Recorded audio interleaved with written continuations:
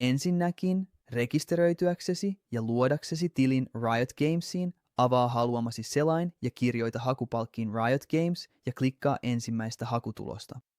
Avaa nyt ensimmäinen linkki. Nyt kun olemme sivustolla, klikkaa kirjaudu sisään painiketta ja sen jälkeen alhaalta kohtaa luo tili. Kirjoita nyt Gmail-osoitteesi.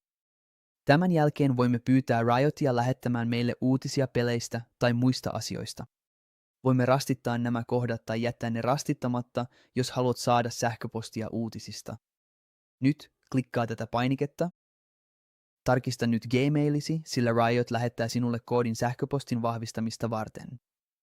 Liitä koodi kenttään ja paina painiketta. Valitse nyt syntymäpäiväsi ja paina painiketta.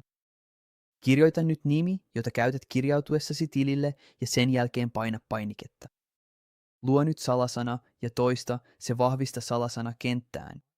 Sen jälkeen paina tuota painiketta. Nyt selaa alas ja lue käyttöehdot, sillä emme voi hyväksyä niitä, ellemme lue niitä. Hyväksymällä ehdot olemme nyt luoneet Riot Games-tilin.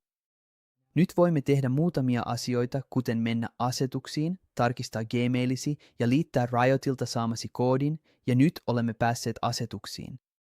Voimme esimerkiksi muuttaa henkilökohtaisia tietojasi, nähdä Riot-kirjautumisesi, yhdistää tilejä kuten Discord ja muita, käyttää monivaiheista tunnistautumista kuten Riot Gamesin mobiilisovellusta tai Googlen todennussovellusta ja paljon muuta. On tärkeää luoda Riot ID, jota tarvitset voidaksesi lisätä kavereita peleissä.